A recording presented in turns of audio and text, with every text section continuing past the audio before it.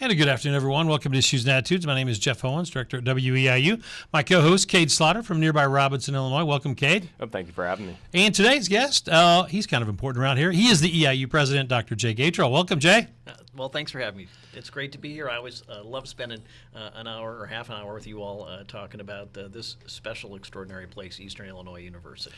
Yeah, I tell you what, we were talking off mic just a little bit. Fall semester is here, and your first week, it seemed like every time I was on any social media or hearing anything, Dr. Gatrell's there, Dr. Gatrell. So talk about last week and all the things that you did to kind of kick off the first week of EIU. Well, first of all, when the students come back, it is Charleston is just a hive of activity. It's a great week, and it's a lot of activities, and it's really important to get out and meet our new students, but also welcome back our returning students. Whether it's the carnival or EIU Squared this weekend or some of our picnic, there are just dozens of activities around campus, as well as welcoming back various groups. I spent this morning meeting with intercollegiate athletics leadership, welcoming them back and thanking them for their extraordinary work last season, and looking forward to what they do on the field and in the classroom this year. So lots of things to do, but it's always exciting. And yeah, I am everywhere, but it's really what that every day is so different. But I get to meet with students, and I went to college and never left.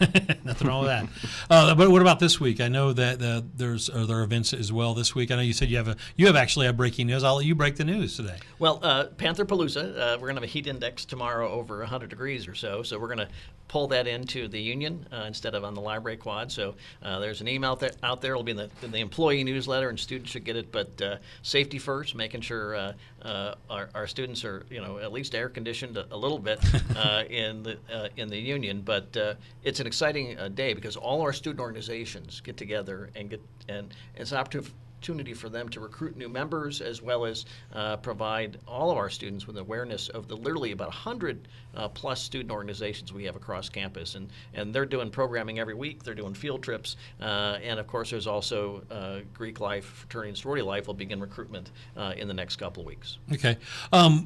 One of the things that was going on over the summer, and I think you posted this a couple times, is the campus beautification. Did you spearhead that, or was that kind of a goal of a lot of people on campus? Because the campus has probably never looked as good as it does right now. Well, I always said when I remember interviewing for this gig a couple of years ago, and I said, we'll know we're making progress when people are excited again about our landscape and really our physical plant. When this campus is vibrant with students like it was last week and this week and going forward, and the grounds, right? We take great pride. I mean, our facilities team has done amazing work this year. I mean, they really have.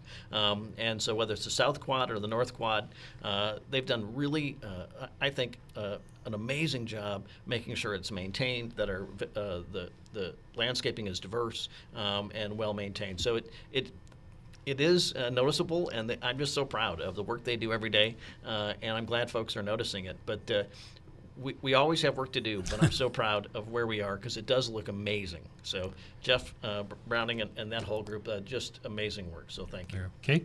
I do have to ask, sustainability is, of course, such a hot topic these days.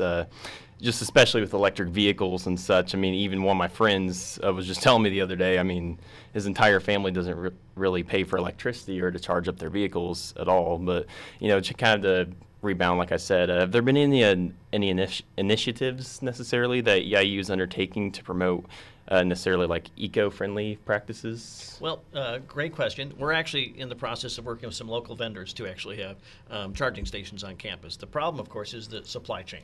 The supply chain for equipment is a little further out than most people are patient for, but we do have a project in partnership with a local dealership, and I look forward to that coming online this year sometime, maybe in the summer of next year. But it's a supply chain issue. Obviously, we know we have a lot of students and employees now who have electric or hybrid vehicles who need access to those infrastructure. So we're paying attention, and we're moving in that direction.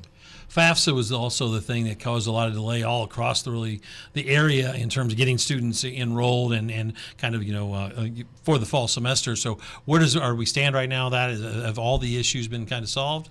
I wish the answer was yes, Jeff. The FAFSA delay, obviously, it was ordinarily opens October 1st. The redesign of the website and the new data modules pushed it back to January, but then it still didn't work. And it still didn't work February 1 and March 1 and April 1. It kind of worked in May, and we pushed our deadline back for scholarships to June 1. But there are still some snafus and sort of sticky wickets with that technology, and we're still waiting on some of our final records. Now, the good news is we've used what's called professional judgment to package for everyone. But FAFSA wasn't just about a new website and a new means of collecting data and sharing it with institutions. It was also a new formula, and that formula was designed to expand the amount of awards to some students, and of course that required rethinking the formula. So the new formula did change sort of the profile of Pell eligible students. It used to be called the multiple sibling benefit. If you had 2 siblings in college, you got credit for having them in college simultaneously. That benefit went away under the new model, and they've also changed some of the asset clauses. But by and large, we know that there are many of our students have gotten larger awards, and that's always a win for them. Some students, obviously, there's going to be some impact, but we've done what we could to sort of ameliorate that and work one-on-one through that professional judgment process. Okay. Campus projects, I know what's going on now, and what do you see in the future for the beautification and building work and all that? What can people expect to see at Eastern? Well, over the next 18 months or so, we'll start to see that tunnel project kick off, and that'll be really critical to our infrastructure. So they're in a design phase on that. So that'll tear up some sidewalks here and there, but it'll allow us to secure our infrastructure going forward. Our tunnels are pretty old, and the hangers on the pipes are kind of rusty. So this is a long needed, and I'm certainly grateful for the state of Illinois'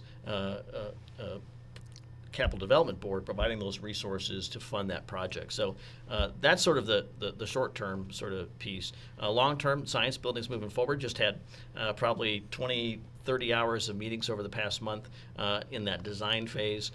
So that science building is moving forward. It's going to have a number of sustainability features actually in it. And over the summer, we also spent a lot of time swapping out lights for LEDs. And so lots of small projects around campus. But you'll also notice we have a new scoreboard at O'Brien Stadium that was funded entirely through donors. That's external support, no university funds per se used for that. We're going to have a number of projects at Coaches Stadium to replace the skin. Those design elements are done. By the end of this fall, we will have replaced 9 roofs across campus. That is huge. And roofs aren't very exciting, but they are actually, as it turns out, because they stabilize your structures. And so we're pretty excited about that work. Of course, the big one's going to be the Lance Fieldhouse over in Lance. That's a huge investment. That's in design phase, and we hope to get that done by the first of the year. I think Buzzard's on that list as well. Buzzard is on that list too, correct. So it's pretty exciting. And then the Groninger Arena has new seats in there. You were there for the volleyball game I saw, so talk about that. Oh, yeah. So now, back in the day, which is a long time before I was here, you used to be able to access the seats from the main level. And you can do that again. So we have new seating in there, which provides more room and space for the broadcasting tables and scoring tables, as well as provides the bench some additional room. From a safety perspective, I think it's an improvement. It's an aesthetic improvement, and that, once again, was a project that was funded through the support of longtime philanthropists for Panther Athletics. So that was a true win for EIU athletics, but also for the university, because we use that venue for so many things. Yeah. Okay. Now, for any prospective students that happen to be tuning in, of course, anybody else that we don't want to forget about, any important listeners, of course. Are there any new academic programs or updates to existing ones that they should be excited about, or just any recent collaborations that have stuck out to you that you'd like to share, sir? Well, first of all, I want to give a huge shout out to our new School of Nursing. The Richard Lumpkin School of Nursing had a 100% pass rate for their NCLEX. That's good, right? That is fantastic. That is a perfect pass rate on Cohort 2, and so that is a huge win. So our new programs have been really part of our revitalization revitalization. Last year, I don't have this year's figures, but nearly a third of our students who were undergraduates enrolled in programs that were created or enrolled by since 2017. This year, we do anticipate bringing forth a new social work program to meet the needs of rural social service agencies across the state, but particularly here in East Central Illinois. The other thing I want to talk about a little bit is, I know the enrollment numbers will come out this coming Friday, correct? That's the 10-day. But you off mic earlier, you said there's more people living on campus than in previous years, so that's got to be a sign of a little bit of good news, right? Yeah, I mean, we're seeing more residential students than we've seen in the past. That's a win. More students on campus, in community, getting to know one another, and living on campus is also critical to student success. We know that students that are on campus, their first and second year, have a higher student success rate. That means hours earned per year, that means GPA, and that means on-time graduation. Those things all go hand in hand. And so living in that supportive environment in the residence halls is really critical to student success. Kind of follow up on what Kate said a little bit ago. What other significant hires have you made and Easter made in the last year that you want to maybe shout out to some of those people that are now taking on new jobs and new positions here at EIU? Well, I know you had our senior diversity and inclusion officer on recently, Mr. John Blue. He's extraordinary. He's going to launch a new council on belonging, access, opportunity, and equity council, and so that work will begin this fall. But just a great addition to the leadership team. And I'm pleased to say we brought on a new vice president for university advancement, Ms. Mindy Spencer, back in the spring. If you hadn't had her on, shameless plug, she's coming in a few weeks. Oh, you are? Yes. Okay. But she's just a true professional, and she brings energy and excitement to the work of development. And I'm so grateful she's joined our team. What's the toughest part about being the EIU president? I mean, we talk a lot about the good stuff, but what's the tough part? Well, I mean, there are tough days when our students are in crisis, when there's an incident where a student is, hurt or harmed. That's the tough stuff. Doesn't happen often, but every community has challenges and tragedies and events like that. I look back, and the most important thing I've done since I've been here was we had a student athlete pass away. Self-harm, you may remember, a few years ago. And that was really a critical moment for our campus and coming together, and we had those mental health days, because student wellness and care and support is something we can't take for granted. We have to invest in it, but we also have to be willing to pause and take stock. That's the toughest thing. Everything else is fun, but that's a tough day when you have to deal with that. Deal with just life. Right. And you had a question about wellness, Gage, right? A little bit. Yeah, I was wanting to kind of ask here. Despite being away from their families, we've emphasized a lot about the incoming international students. We've had a lot. We really have. But despite being away from their families, the affectations of social media. We've talked about this a lot in class. Not to mention the expectations we have for the international students. What steps is EIU taking to support mental health and just, in general, overall wellness for the students? I mean, there's a lot that EIU has to look at, of course, but just to ask again, because I've been talking for a little bit, here, what steps is the university taking to support overall wellness for students? Well, first of all, let me begin by saying anyone who gets on a plane and travels halfway around the world to come to Coles County, Illinois, is brave. And they have courage, and it's a huge commitment. It's also a commitment, not only of that individual, but it's their family commitment, it's their community's commitment. Right. And so I understand how special that is.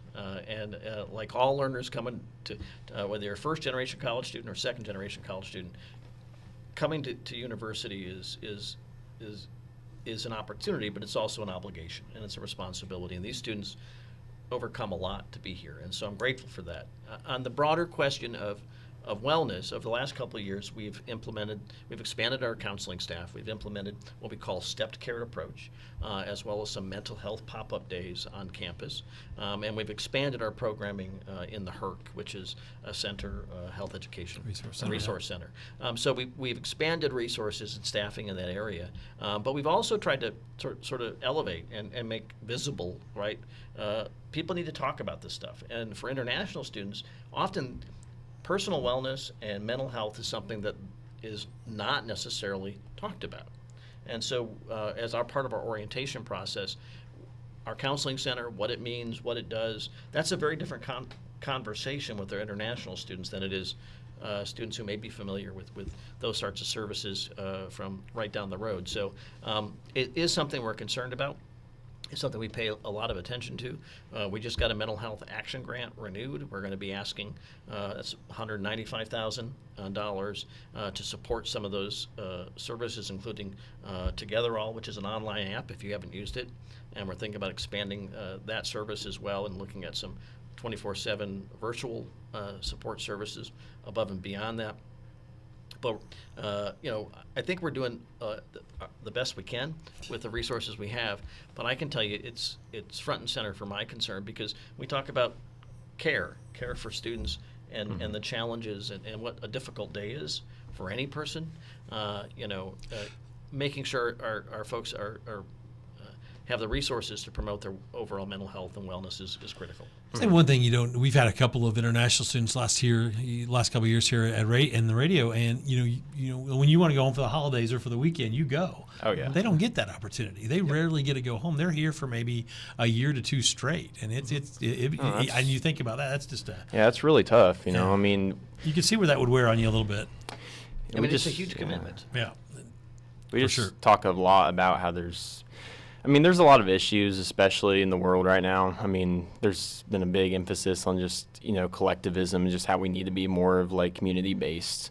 Of course, a lot in class we talk about how individualism has just kind of struck America in general, especially with pessimistic content, social media. And it's really important, and that's why we were here talking about, how we need to kind of bring the community together and just the efforts that we can kind of bring together just to kind of help everybody, if I could say so in simple terms. But. You did.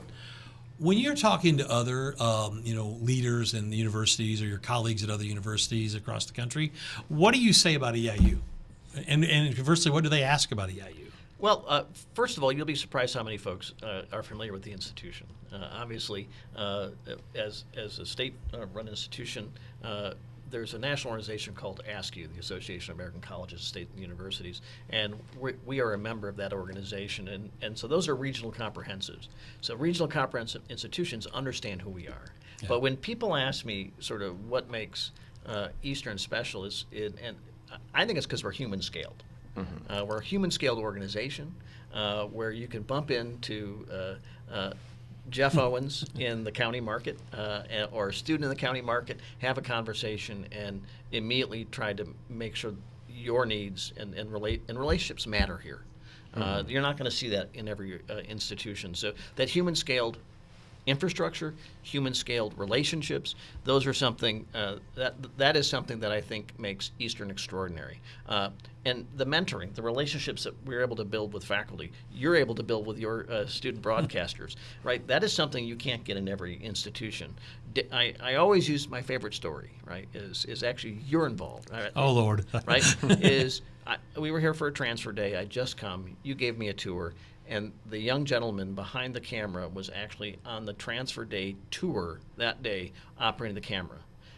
Day one, you can have opportunity at a place like Eastern where that may not be uniformly available at other institutions. So extraordinarily academics, obviously. We have a graduate education framework, too, that is solid, meets the needs of our region. But, those relationships, that human scale is what makes us special. The Spirit Rock is a new thing. Was that your idea, or how that come about? And talk about it. Yeah. Well, so be careful what you ask for, right? So I had the opportunity to meet with fraternities and sororities in the spring. And we had had like a presidential, sort of collaborative, I guess. Yeah. And so I had the opportunity to take Q&A from Greek letter organizations, and I mentioned, why don't we have a Spirit Rock, or where we can put our letters up and so on, and we do now. So and so that was funded through a donor gave a gift in kind for that rock. It was placed, and it's already been fun. We've had a number of organizations paint it. I've been told volleyball's going to paint it this week for the Marquette game. Cool. And getting students out there to that game on Friday, and I suspect once fraternity and sorority recruitment ramps up over the next 10 days, they'll probably be competing to paint it. But it's an opportunity to build community. to send positive messages about your organization and to support one another. And quite honestly, it's kind of fun. And there's also a Spirit Rock Cam. Have you seen that? I've not seen that yet. So Yeah. So it's probably a good thing, though, right? yeah. So there's a Spirit Rock Cam. So. That's cool.